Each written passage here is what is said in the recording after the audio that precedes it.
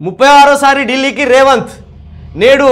ప్రధానిని కలవనున్న ముఖ్యమంత్రి రాహుల్తో మరోసారి భేటీకి యత్నం ఎమ్మెల్సీ అభ్యర్థుల ఎంపికపై అధిష్టానంతో చర్చించే అవకాశం ముఖ్యమంత్రి రేవంత్ రెడ్డి 36సారి ఢిల్లీ బయలుదేరారు ఈసారి ఆయన ప్రధాని నరేంద్ర మోదీని కలవనున్నారు ముఖ్యమంత్రి అడిగిందే ఆలస్యం ప్రధాని ఆయనకు అపాయింట్మెంట్ ఇచ్చినట్టు కాంగ్రెస్ శ్రేణుల్లో ఆసక్తికర చర్చ జరుగుతున్నది ప్రధానితో బుధవారం ఉదయం 11 గంటలకు భేటీ కానున్నట్టు సీఎం రేవంత్ రాష్ట్రంలో నిర్వహించిన కులగణనను రాజ్యాంగంలోని 9వ షెడ్యూల్లో పెట్టాలని మోదీని కోరే అవకాశం ఉన్నట్టు పార్టీ వర్గాలు చెప్తున్నాయి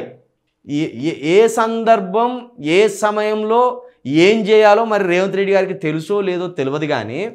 ఇక్కడ 8 మంది టన్నెల్లో చిక్కుకొని ప్రాణాపాయ స్థితిలో ఉన్నారు ఇటు రైతు ఆత్మహత్యలేమో నిరంతరంగా కొనసాగుతున్నాయి మరి ఏం సందర్భం ఉన్నదని ఇప్పుడు 36సారి ఢిల్లీకి వెళ్ళి ఈ మోడీ గారిని అదేవిధంగా రాహుల్ గాంధీ గారిని కలవాలని ప్రయత్నం చేస్తున్నాడు ఇక్కడ ఇంకా విచిత్రం ఏంటంటే ప్రతిపక్ష నాయకుడు తన సొంత పార్టీ నాయకుడు అదేవిధంగా ముఖ్యమంత్రి రేవంత్ రెడ్డి గారికి అపాయింట్మెంట్ ఇస్తలేరు రాహుల్ గాంధీ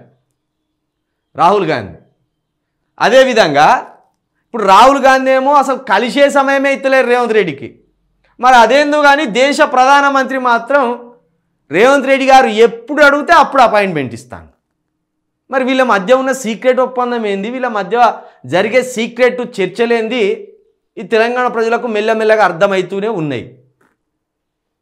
అసలు ఏ అధికారం లేని రాహుల్ గాంధీ ఏమో గేట్లు మూసేసే రేవంత్ రెడ్డి వస్తానంటేనే లేడని చెప్పుర్రా అన్నట్టు చెప్తాడు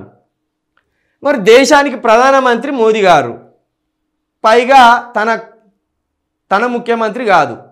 తన బీజేపీ ముఖ్యమంత్రి కాదు అయినా కూడా రోజు ఎప్పుడు పోతే అప్పుడు ఎప్పుడు అడిగితే అప్పుడు రమ్మని చోటే బాయిని రమ్మన్ అని లోపలికి